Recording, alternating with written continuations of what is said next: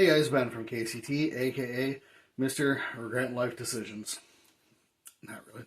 Anyways, guys, I have a really quick video for you here today, but before we get into it, a little housekeeping. Make sure you like, share, comment, and subscribe, because all that stuff helps the algorithms, and we must feed the algorithm. Help me out by commenting your favorite lighting accessory in the comments below, or really anything else that you think you want to talk about. So really quick, we're going to go over the jack cap, which is a new invention from Streamlight. Oh, it's a Surefire there. That would have been really awkward. But it's from Streamlight, and it replaces the tail cap on your weapon lights for the rifle, and it allows you to run a plug. Now, why is this important? Well, depending on who you ask and what side of the aisle they sit on and what they do in their spare time, plugs are very important. You'll probably hear more about that when you get older, and if you do, well, you'll either know if you like it or you don't. In other news, the jack cap gives us a couple different things that the normal Surefire Streamlight tail cap does not offer us. The normal Streamlight tail cap does not offer a plug that disconnects or you can pull out of the rear quickly. I don't know if you should do that, but you can, to go ahead and change the battery. So normally with a regular Streamlight tail cap, you're going to go ahead and have to unmount the pressure pad from the rifle to remove the tail cap to change your battery, because otherwise you'll be twisting the wire around, and once you twist that noodle, it's pretty hard to untwist. Also, you're probably going to break your pressure pad over time. And so that's not all it does. But that is a very, very good feature. In fact, when I got this, and this is a Goonbeam, this is not even a Streamlight. This is a Goonbeam WML long, more Candela. I'm Ben Cowan, Sage Dynamics, train accordingly. Anyways, so it gives you the plug, which you go ahead and you can see it's not a Surefire style plug. It is basically a plastic plug. They're usually made out of metal these days, aren't they? Anyways, with a couple leads sticking out, one on either side, that connects into the plug hole and allows you to activate that light. Now, it gives you something else. So it also gives you a pressure switch on the back of the light. So you can go ahead and activate the light with a switch that's right here. So this, if you need to, you go ahead and use your thumb to activate that light as opposed to the pressure pad. Surefire has a similar tail cap. It's the 007, I think it is. I'm trying to remember all their part numbers. They're crazy. They're almost like Safariland. But they do have a tail cap that is very similar and allows you to run the light if your pressure pad is damaged. Now, I like this better for a couple reasons, and I like it not so much for a couple reasons. The reasons I like it better are it is a press in and activate, where the Surefire is you press in and once it clicks, it activates. On this one, just pushing it in, as you do, will go ahead and activate the light. So you can actually do a temporary on just from pressing and then letting your thumb off, or whatever finger you decide to stick back there. With the Surefire ones, you actually have to push it in and click it. So your constant or your momentary comes from pushing it in, letting it click, and then riding the switch so that so that you're getting your temporary, and when you release your finger, it'll turn off the light. Not weird. So I like it, yes. I like it, no. The thing, the Surefire switch sticks out further than this one does. As you can see, it's pretty well recessed back there.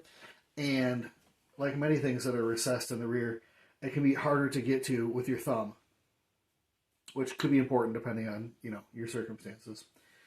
The other thing that I don't like is that, unlike the regular Streamlight rifle pad, this does not have a constant on. It is simply a temporary on. So if you want a constant on, you got to go to the light, and then this locks out. So you can't do anything with this. It'll just stay on. You'll have to go back here to shut that off, which again is, I think, the same thing that the Surefire one does. But that is what it is. Now, it does come with a pair of these little mounting plates that will attach to your Picatinny rail. And underneath, the new ones, they have a little cable runner that actually, it's like an extra loop down here of material for you to run your pressure pads cable through. Now, I couldn't use that because over here with the light bar from, well, not TRX Arms, the Amazon light bar, I've got a review of that, which I'm smart, or remember, I will go ahead and annotate in the comments. But the light bar runs too close to the actual rail, and so this front one could not be used with that. I'm using the ones that Goonbeam sent, which are the same ones that Streamlight sends. I'm not mad about that. This has been holding in very, very well, so there's no issues there. I feel pretty good about it staying on the rifle. And then I went ahead and looped the cord around the side there and used 3 Amazon M-Lock rail mounting or rail routing panels to route the rail routing. It's late, guys. Wire routing panels on the rail there to go ahead and run that wire.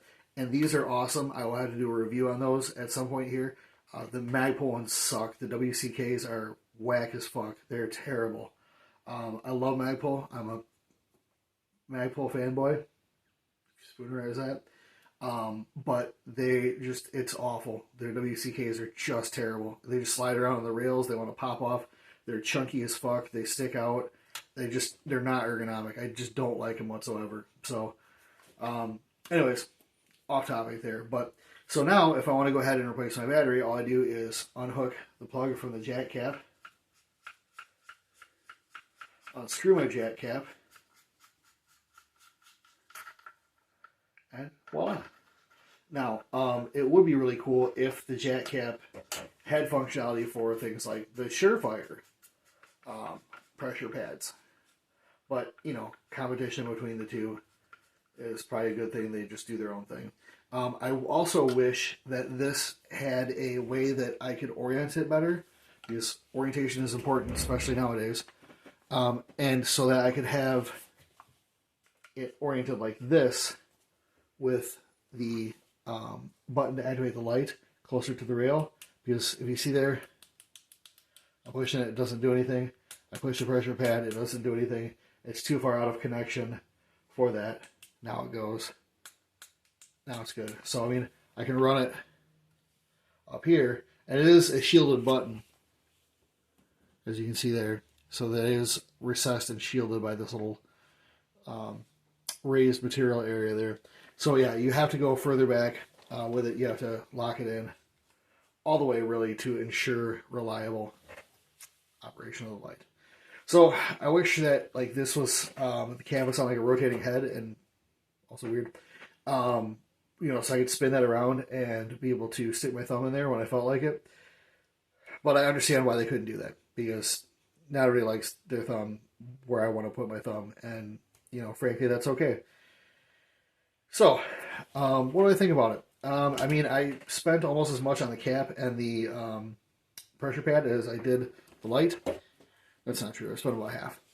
But it is an amazing option so far for mounting your rifle lights and being able to go ahead and dismount the battery without having to worry about, you know, messing up your cable and unmounting the pressure switch every time. Because for me, it would be popping all these 3 little panels off here, pulling the pressure switch, undoing the wires, and then running it out, and then unscrewing the back end. With a jack cap, I can just do this, put in the new battery, and I'm good to go. So, no concern there. The plug feels a little chintzy, the little plastic plug. I don't quite like it. Compared to the Surefire style plugs, it doesn't seem as rugged, and it doesn't seem as connective. That said, Streamlight does make some amazing products, and I'm sure this is probably another one of them. But it just feels a little chintzy. The pressure pad feels a little chintzy. It's that like popping sound. I know now we're in strobe. When you activate it. Now, it's funny because I think it was Airborne Ivan had said in his review that the pressure pad with the Goonbeams feels a little chintzy, and you know, would like to see those upgraded. Having used the Goonbeam and used their pressure pad, I can say that their pressure pads are just as chintzy as the Streamlight ones because they're the same thing. So if you are okay with Streamlight pads, you're okay with Goonbeam pads. End of story. So, guys, I hope that does it for you. I hope you feel good about life after seeing that and me stumble through with buttons and thumbs and holes and places and things like that. You know what to do if you made it this far. Like, share, comment, and subscribe. Throw something down in the comments that'll make me laugh. And I will have more for you data. Later.